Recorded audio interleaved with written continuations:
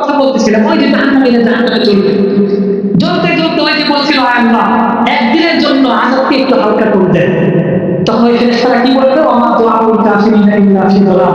আজকে তুমি যতই কাঁদো না কেন, এই তোমার কান্নাকাটি খুব কাজে আসবে না।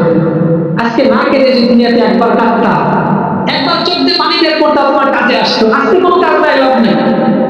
ওই ফেরেশতার দিকে হঠাৎ সে তারা যাবে, তখন যাবে কি, ওই জাহান্নামের যে সর্দার ফেরেশতা মালিক রাদিয়াল্লাহু আনহু আলাইহিস সালাম, ওই ফেরেশতার কাছে যাবে, যা বলবে ইয়া মালিক লিয়াকদি আলাইনা রাব্বুক, তুমি যেহেতু দামান সর্দার, তুমি একটু আল্লাহকে বলো যেন আল্লাহ আমাদের জীবনকে শেষ করে দেয়। আমরা জাহান্নামে বাঁচতে চাই না, আমরা থাকতে চাই না, এই জীবনকে আর চাই না, তুমি একটু আল্লাহকে বলো যেন আল্লাহ আমাদের জীবনকে শেষ করে দেয়। ওই ফেরেশতারা ডাকবে, বলবে হে মুহাম্মদ কুলাঙ্গা, হে জানামাজি, হে মৃত্যু ধোঁকাবাজ প্রতারক, ইন্নাকুম মাকিসুন, আজকে আর মৃত্যু হবে না, জানও বের হবে না, তোকে জাহান্নাম থেকে বের করা হবে না, আজীবন এই জাহান্নামে তুই চলতে থাকবি। নাউজুবিল্লাহ।